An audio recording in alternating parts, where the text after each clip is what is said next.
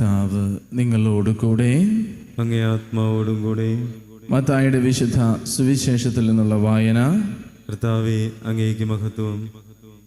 അധ്യായം 26, തിരുവചനങ്ങൾ 14 മുതൽ. 12 പേരിൽ ഒരുവനായ യൂദാസ് കറിയോത്ത പ്രധാന പുരോഹിതന്മാരുടെ അടുത്ത് ചെന്ന് ചോദിച്ചു, ഞാൻ അവനെ നിങ്ങൾക്ക് ഏൽപ്പിച്ചു തന്നാൽ നിങ്ങൾ എനിക്ക് എന്ത് തരും? അവർ അവന് 30 വെള്ളി നാണയങ്ങൾ വാഗ്ദാനം ചെയ്തു. അപ്പോൾ മുതൽ അവൻ യേശുവിനെ ഒറ്റിക്കൊടുക്കുവാൻ അവസരം അന്വേഷിച്ചു കൊണ്ടിരുന്നു. പുളിപ്പില്ലാത്ത അപ്പത്തിൻ്റെ 1-ാം ദിവസം ശിഷ്യന്മാർ യേശുവിൻ്റെ അടുത്ത് വന്ന് ചോദിച്ചു, നിനക്ക് പെസഹ എവിടെ ഒരുക്കണമെന്നാണ് നീ ആഗ്രഹിക്കുന്നത്? അവൻ പറഞ്ഞു, നിങ്ങൾ പട്ടണത്തിൽ പോയി ഇന്നയാളുടെ അടുത്ത് ചെന്ന് പറയുക, ഗുരു പറയുന്നു, എൻ്റെ സമയം സമാഗതമായി. ഞാൻ എൻ്റെ ശിഷ്യന്മാരോടുകൂടെ നിൻ്റെ വീട്ടിൽ പെസഹ ആചരിക്കും. യേശു നിർദ്ദേശിച്ചതുപോലെ ശിഷ്യന്മാർ പെസഹ ഒരുക്കി. വൈകുന്നേരമായപ്പോൾ അവൻ 12 ശിഷ്യന്മാരോടൊത്ത് ഭക്ഷണത്തിനിരുന്നു. ഭക്ഷിച്ചുകൊണ്ടിരിക്കെ അവൻ പറഞ്ഞു, സത്യമായി ഞാൻ നിങ്ങളോട് പറയുന്നു, നിങ്ങളിൽ ഒരുവൻ എന്നെ ഒറ്റിക്കൊടുക്കും. അവർ അതീവ ദുഃഖിതരായി. കർത്താവേ, അത് ഞാനല്ലല്ലോ എന്ന് ഓരോരുത്തരും അവനോട് ചോദിക്കുവാൻ തുടങ്ങി. അവൻ പ്രതിവചിച്ചു, എന്നോടുകൂടെ പാത്രത്തിൽ കൈമുക്കുന്നവൻ എന്നെ ഒറ്റിക്കൊടുക്കും. മനുഷ്യപുത്രൻ എഴുതപ്പെട്ടിരിക്കുന്നത് പോലെ പോകുന്നു. എന്നാൽ മനുഷ്യപുത്രനെ ആര് ഒറ്റിക്കൊടുക്കുന്നുവോ അവന് ദുരിതം. ജനിക്കാതിരുന്നെങ്കിൽ അവന് നന്നായിരുന്നു. അവനെ ഒറ്റിക്കൊടുക്കാനിരുന്ന യൂദാസ് അവനോട് ചോദിച്ചു, ഗുരു, അത് ഞാനോ? അവൻ പറഞ്ഞു, നീ പറഞ്ഞു കഴിഞ്ഞു. കർത്താവിൻ്റെ സുവിശേഷം. ക്രിസ്തുവേ, അങ്ങേക്ക് സ്തുതി.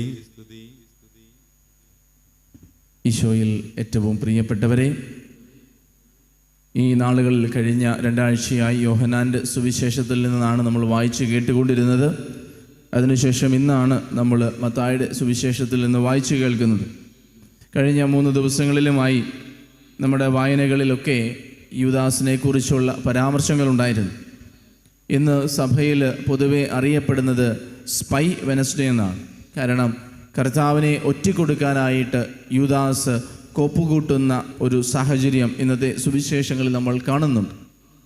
ഒരുപക്ഷെ നമ്മൾ ചിന്തിച്ചേക്കാം, ഈ കർത്താവിൻ്റെ പീഡാസഹന നാളുകളിൽ, പ്രത്യേകിച്ചും ഈ വിശുദ്ധവാരത്തിൽ ഈശോയെ കൂടുതൽ ഫോക്കസ് ചെയ്യുന്നതിനേക്കാൾ കൂടുതൽ, അല്ലെ ഈശോയെക്കുറിച്ച് കൂടുതലുള്ള വിചിന്തനങ്ങളെക്കാൾ കൂടുതൽ ഒരുപക്ഷെ എന്തുകൊണ്ടാണ് സുവിശേഷങ്ങളിൽ യൂദാസിൻ്റെ പരാമർശവും ഇത്രമാത്രം കയറി വന്നിരിക്കുന്നത്? കാരണം ഒന്നേ ഉള്ളൂ, പ്രിയമുള്ളവരെ, യൂദാസ് ഇസ്കറിയോത്ത ഇന്നും നമ്മുടെ കൂടെയുണ്ട്, നമ്മുടെ ഉള്ളിലുണ്ട്. കർത്താവിനെ ഒറ്റിക്കൊടുക്കുന്നതിനും കർത്താവിനെ ഏൽപ്പിച്ചു കൊടുക്കുന്നതിനും ഇന്നും കുറവൊന്നും ഉണ്ടായിട്ടില്ല. പലപ്പോഴും യൂദാസിൻ്റെ അതേ പ്രവൃത്തികൾ ഇന്നും ഓരോ നിമിഷവും ലോകത്തിൻ്റെ ഓരോ കോണിലും നമ്മളിൽ പോലും ഒരുപക്ഷെ നടക്കുന്നുണ്ട് എന്ന് നമുക്ക് ശ്രദ്ധിക്കാം, ചിന്തിക്കാം. ഇന്നത്തെ സുവിശേഷ ഭാഗത്ത് യൂദാസ് ഇസ്കറിയോത്ത പ്രമുഖന്മാരുടെ അടുത്ത് നിന്ന് ചോദിക്കുകയാണ്, പ്രധാന പുരോഹിതന്മാരുടെ അടുത്ത് നിന്ന് ചോദിച്ചു, അവനെ ഞാൻ നിങ്ങൾക്ക് ഏൽപ്പിച്ചു തന്നാൽ നിങ്ങൾ എന്തു ചെയ്യും? അത്തരമൊരു പ്രവൃത്തി ഒരുപക്ഷെ എന്തുകൊണ്ടാണ് യൂദാസിൽ നിന്ന് വന്നിട്ടുണ്ടാവുക? മറ്റെല്ലാവരും ക്രിസ്തുവിനെ കണ്ടപ്പോഴും യൂദാസിന് കർത്താവിനെ അംഗീകരിക്കാൻ ഒരുപക്ഷെ സാധിച്ചിട്ടുണ്ടാവില്ല. ക്രിസ്തുവിന് നൽകിയതൊക്കെ പാഴായിപ്പോയി. അതല്ലെങ്കിൽ കർത്താവിനെ ഒന്ന് പിരികേറ്റണം. പലരും പലതരത്തിലുള്ള ആശയങ്ങളാണ് യൂദാസിനെ കുറിച്ച് പറയുന്നത്. അതിൽ ഒരുപക്ഷെ അവൻ പണക്കൊതിയനായതുകൊണ്ടാകാം, അതല്ലെങ്കിൽ അവൻ വിചാരിച്ച ഒരു മിശിഹ ഇതായിരുന്നില്ല.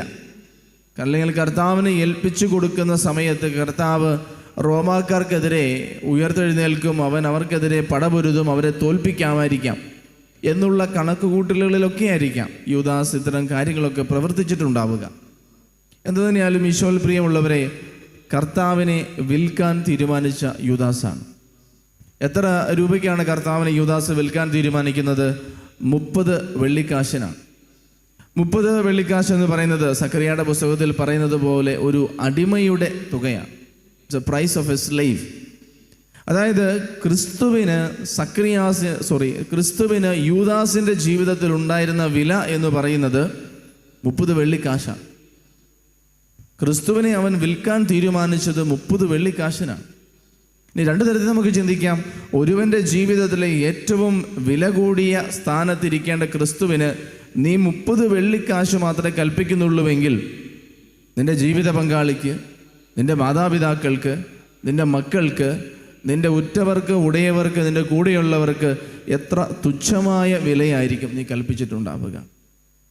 അതുമല്ലെങ്കിൽ പ്രിയമുള്ളവരെ, യൂദാസ് എന്ന് പറയുന്നത് നമ്മൾ ഓരോരുത്തരും നമ്മളെ തന്നെ വിറ്റുകളയുന്ന ഒരു സ്വഭാവത്തിന് തുല്യമായൊരു വ്യക്തിയാണ്. അവൻ അവനെ തന്നെ വിൽക്കാൻ തീരുമാനിച്ചു. ക്രിസ്തുവിനെ ഒറ്റിക്കൊടുത്തത് വഴി യൂദാസ് പറയാണ്, ഞാൻ വിൽപ്പനയ്ക്കുള്ളതാണ്, നിങ്ങൾ പറയുന്ന കാര്യം ഞാൻ ചെയ്യാം, എനിക്ക് എത്ര തരണം? 30 വെള്ളിക്കാശ് തന്നാൽ മതി. അവന് തന്നെ വിലയിട്ടു. ഒരു ക്രിസ്ത്യാനിയെ സംബന്ധിച്ചിടത്തോളം, ഒരു ക്രിസ്തു ശിഷ്യനെ സംബന്ധിച്ചിടത്തോളം ഏറ്റവും ചീപ്പായിട്ടുള്ള ഒരു പ്രവൃത്തിയാണ് ഞാൻ വിൽപ്പനയ്ക്കുള്ളതാണ് എന്നൊരാൾ പറയുന്നത്. ഞാൻ വിൽപ്പനയ്ക്കുള്ളതാണെന്ന് ഒരാൾ പറയുന്നു. ഞാൻ വിൽപ്പനയ്ക്കുള്ളതാണെന്ന് ഒരാൾ പറയുമ്പോഴത്തേക്കും ഞാൻ കർത്താവ് എനിക്ക് കൽപ്പിച്ചിരുന്ന വിലയെ മാറ്റിക്കളയുക. പ്രിയമുള്ളവരെ, നമ്മൾ നമ്മുടെ വില തിരിച്ചറിയണം. എന്താണ് എൻ്റെയും നിങ്ങളുടെയും ഒക്കെ വില?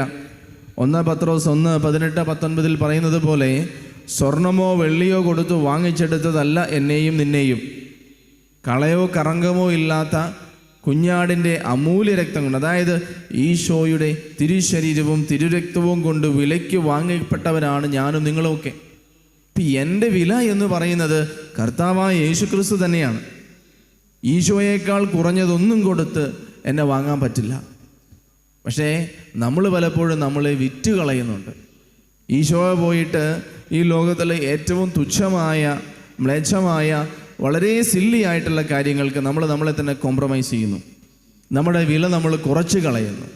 ആരെങ്കിലും എന്നെക്കുറിച്ച് നല്ലത് പറയാനായിട്ട് എന്ത് വേണമെങ്കിലും ഞാൻ ചെയ്യാമെന്നൊരവസ്ഥയിലേക്ക്, ആരെങ്കിലും എന്നെക്കുറിച്ച് നല്ലത് പറയാൻ, എന്നെ ഏറ്റവും അരുമയായിട്ട് കരുതാൻ, അതല്ലെങ്കിൽ ഇച്ചിരി പേരോ പ്രശസ്തിയോ ഉണ്ടാകുവാൻ ഞാൻ എൻ്റെ വില മാറ്റിക്കളയുന്നു. ഞാൻ എന്നെ തന്നെ കോംപ്രമൈസ് ചെയ്യുന്നു. പ്രിയമുള്ളവരെ, നമ്മളെ വിലയെക്കുറിച്ച് ചിന്തിക്കണം. യൂദാസ് 30 വെള്ളിക്കാശിന് ക്രിസ്തുവിനെ ഒറ്റിക്കൊടുക്കാൻ തീരുമാനിച്ചപ്പോൾ 2 കാര്യങ്ങൾ സംഭവിച്ചു. ദൈവത്തിന് അവൻ്റെ ജീവിതത്തിൽ കൊടുത്ത വില എത്രയാണ് നമുക്ക് തിരിച്ചറിയാൻ പറ്റി. നമ്മളും ചിന്തിക്കണം, ഞാൻ എൻ്റെ ജീവിതത്തിൽ ക്രിസ്തുവിന് എന്ത് വില കൊടുക്കുന്നുണ്ട്. 2, അവൻ ക്രിസ്തുവിനെ ഒറ്റിക്കൊടുക്കാൻ തീരുമാനിച്ചപ്പോൾ അവനെ തന്നെ വിറ്റുകളഞ്ഞു.